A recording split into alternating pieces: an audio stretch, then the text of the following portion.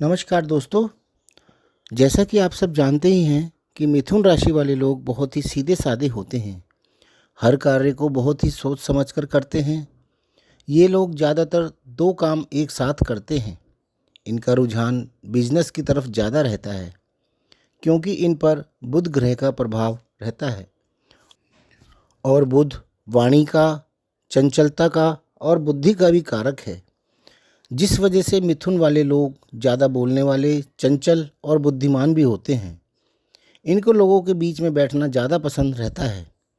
इनको अकेलापन बिल्कुल पसंद नहीं आता। ये नए नए दोस्त बनाने के शौकीन होते हैं। मिथुन राशि वालों ने कोरोना के आसपास का समय बहुत कष्ट में काटा है। जनवरी 2020 से जनवरी 2023 तक का यह शनि के मकर राशि में गोचर का समय सभी के लिए बहुत ही कष्टकारी था, किंतु मिथुन राशि वालों के लिए यह ढैया का समय था। यह समय सबको याद है। इस समय को कोई भी भूला नहीं है। कोरोना का नाम लेते ही सबकी आंखों के सामने वो भयानक व डरावना मंजर घूम जाता है जिसकी कभी किसी ने सपने में भी कल्पना नहीं की थी। इस समय में मिथुन राशि वालों ने भी क्या कुछ नहीं झेला था। काम धंधे की परेशानी तो थी ही, साथ ही सारे रिश्तेदार ऐसे हो गए थे जैसे कि उनसे कोई रिश्ता ही ना हो। रिश्तेदारों से ऐसी उम्मीद कभी किसी ने नहीं की थी। इस समय में कोई भी रिश्तेदार किसी के भी काम नहीं आया और कई लोग तो इतने बदनसीब निकले कि उनके तो पैसा भी काम नहीं आया और उन्होंने अपने घर वालों को खो दिया।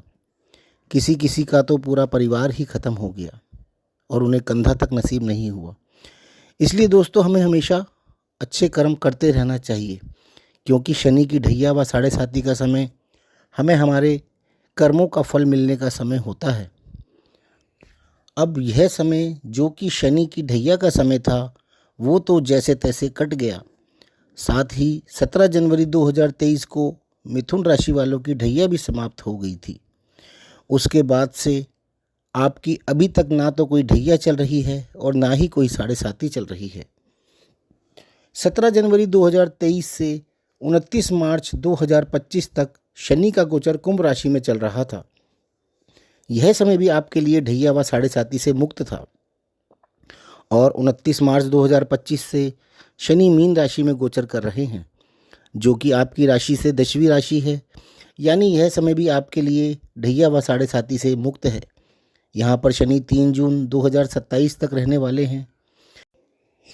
मिथुन राशि को यदि हम लग्न बना लें या मिथुन लग्न वालों की बात करें तो शनि आपके दशम भाव में गोचर कर रहे हैं। यानी कि मिथुन राशि से 10वीं राशि में गोचर कर रहे हैं। काल पुरुष की कुंडली में दशम व एकादश भाव के स्वामी स्वयं शनि हैं। यानी शनि अपने भाव में गोचर कर रहे हैं। दशम भाव सरकार व सरकारी कार्यों का है और शनि स्वयं सरकार के कारक हैं। दशम भाव आपके मान सम्मान, पुरुषार्थ व मेहनत का भी है, पद प्राप्ति का है, आपके कर्मों का भाव है। शनि स्वयं इस भाव को कंट्रोल कर रहे हैं तो सरकारी कार्य होने के चांसेस तो आपके बहुत ज़्यादा रहेंगे। पद प्राप्ति होने के और मान सम्मान बढ़ने के भी योग बनेंगे। प्रमोशन होने के भी बहुत अधिक चांसेस रहेंगे। शनि यहाँ से 3 भावों को भी दृष्ट करेंगे जिनका फल भी शनि इस समय में आपको अवश्य प्रदान करेंगे। एक तो द्वादश भाव, दूसरा चतुर्थ भाव और तीसरा सप्तम भाव। यानी इस समय में आपके विदेश यात्रा के योग बनेंगे। मकान, वाहन व अन्य प्रॉपर्टी खरीदने के भी आपके योग बनेंगे। अपने सुख साधनों पर भी आप खर्चा करेंगे। विवाह के तथा पद प्राप्ति के भी योग बनेंगे। 3 जून 2027 को शनि आपके दशम भाव से एकादश भाव में गोचर कर जाएंगे। इसका स्वामित्व भी काल पुरुष की कुंडली में शनि के पास ही है। यहाँ पर मेष राशि है। यानी शनि मिथुन राशि से 11वीं राशि में गोचर करेंगे और यहाँ पर शनि 9 अगस्त 2029 तक रहने वाले हैं और यह समय भी आपका ढैया व साढ़े साती से मुक्त है। यानी आपका यह समय भी बहुत ही अच्छा व्यतीत होने वाला है। किंतु 9 अगस्त 2029 को शनि वृष राशि में प्रवेश करेंगे जो कि आपकी राशि से 12वीं राशि है। यानी ये समय आपकी साढ़े साती शुरू होने का समय है। इस समय से करीब 7.5 साल तक यानी शनि के 3 गोचर वृष, मिथुन व कर्क आपकी साढ़े साती का समय रहेगा। 9 अगस्त 2029 से 31 मई 2032 तक शनि वृष राशि में आपकी राशि से 12वें भाव में रहेंगे। इसे साढ़े साती का प्रथम चरण कहते हैं। 31 मई 2032 से 13 जुलाई 2034 तक शनि मिथुन राशि में रहेंगे, जिसे हम साढ़े साती का दूसरा चरण कहते हैं। इसे हम साढ़े साती का पीक टाइम भी बोलते हैं, क्योंकि शनि आपके लग्न या चंद्रमा के ऊपर ही गोचर कर रहे होते हैं।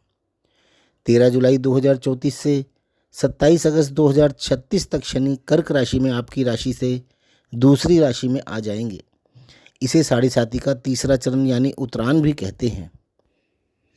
यह चरण पहले 2 चरणों से कुछ हल्का असर दिखाता है और 27 अगस्त 2036 को शनि सिंह राशि में प्रवेश कर जाएंगे और आपकी साढ़े साती खत्म हो जाएगी।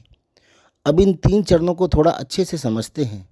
यहाँ पर हम मिथुन राशि व मिथुन लगन दोनों को ही समझ सकते हैं। राशि से या लगन से 12वां भाव यानी खर्चा या विदेश का है, अकेलेपन का है, अर्थात आपको काम के सिलसिले में घर से कहीं दूर जाना पड़ सकता है। यह खर्चे व हॉस्पिटल का भाव भी है, तो आप इस समय में अपनी किसी पुरानी चली आ रही बीमारी से मुक्ति पाने के लिए हॉस्पिटल में एडमिट भी हो सकते हैं और अपना इलाज करवाकर उस बीमारी से मुक्ति भी पा सकते हैं। अब आप इसे दुख समझेंगे या सुख समझेंगे, यह आप पर निर्भर करता है। इस भाव को हम एकांत का भाव भी बोलते हैं। तो इस समय में आपको नौकरी के लिए कहीं परिवार से दूर जाकर अकेले भी रहना पड़ सकता है। हो सकता है कि आपकी जॉब विदेश में कहीं लग जाए, तो एकदम से परिवार के साथ जाकर रहना संभव नहीं हो पाता। कुछ समय तो व्यक्ति को अकेले रहकर ही कार्य करना पड़ता है।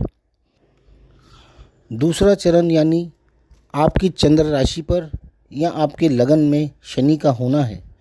लगन यानी आपका शरीर। शनि आपसे मेहनत ज़्यादा करवाएंगे। शारीरिक मेहनत, भाग दौड़ ज़्यादा रहेगी। आप अपने कार्य क्षेत्र में ज़्यादा मेहनत करेंगे, ज़्यादा काम करेंगे, ज़्यादा पुरुषार्थ करेंगे। इस समय में यदि आप सोचेंगे कि बिना मेहनत किए कुछ मिल जाए, तो यह संभव नहीं है। चंद्र राशि मिथुन पर शनि का गोचर यानी आपके मन पर शनि का प्रभाव ज़्यादा रहेगा। शनि यानी विच्छेद, अकेलापन रहता है। आपका इस समय में किसी बहुत ही खास व्यक्ति से मनमुटाव भी हो सकता है, जिस कारण से आपका मन परेशान रह सकता है, या कुछ और रीज़न हो सकता है जिस वजह से आपका मन बहुत बेचैन भी रह सकता है। या फिर आप अपने कार्य में इतना व्यस्त रह सकते हैं कि आप अपने खास लोगों को या चाहने वालों को या जो आपको बहुत ज़्यादा चाहते हैं, उसमें परिवार का या अन्य कोई भी सदस्य हो सकता है, उसको ज़्यादा वक्त नहीं दे पाएंगे, जिसका कारण बहुत दूर होना भी हो सकता है, जिस वजह से आपको अपने मन पर बोझ या अकेलापन महसूस हो सकता है। इस समय में आपके मन व शरीर दोनों शनि के प्रभाव में रह सकते हैं। तीसरा चरण चंद्र राशि या लगन से दूसरे भाव में शनि का होना होता है। इस समय में शनि का प्रभाव कम होने लगता है। इसे साढ़े साती की ढलान भी बोलते हैं। यह गोचर आपके द्वितीय भाव में होगा, जिसे हम धन, परिवार व वाणी का भाव बोलते हैं। इस समय में आपके कुटुंब के सदस्य आपसे थोड़े कटे कटे रह सकते हैं। आपके लिए कुछ कटु वचन भी बोल सकते हैं। शनि आपकी वाणी पर गोचर करेंगे तो जाहिर है कि आपकी वाणी कड़वाहट भरी हो सकती है, और कड़वी वाणी वो काम करती है जो हथियार भी नहीं कर पाते। तो कोशिश करके इस समय में आप अपनी वाणी पर ज़्यादा कंट्रोल करें, ताकि आपके परिवार के साथ आपके संबंध बहुत ज़्यादा खराब ना हो।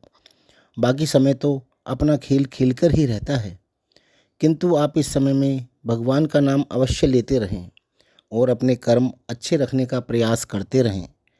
शनि का काम इंसाफ करना होता है। यदि आपके कर्म पहले से ही अच्छे रहे होंगे तो आपका यह साढ़े साती का समय बहुत ही अच्छा जाएगा। यदि आपके कर्म अच्छे नहीं रहे होंगे तो यह समय आपके लिए थोड़ा कठिनाई भरा रह सकता है। इसलिए आप हमेशा यह प्रयास करिए कि आपके हाथ से किसी के लिए गलत ना हो, नाइंसाफ़ी ना हो। आप किसी का हक बिल्कुल ना मारें, क्योंकि अभी तो आप खुश हो जाएंगे, लेकिन उसके बदले आप कितना कुछ खोएंगे आप इसका अंदाज़ा भी नहीं लगा सकते। शनि का इंसाफ बहुत ही ज़्यादा सटीक होता है, इसलिए अच्छा सोचें और अच्छा करें। तो दोस्तों, आपको यदि मेरा यह वीडियो पसंद आए तो इसे लाइक ज़रूर करें और हमें कमेंट करके भी ज़रूर बताएं।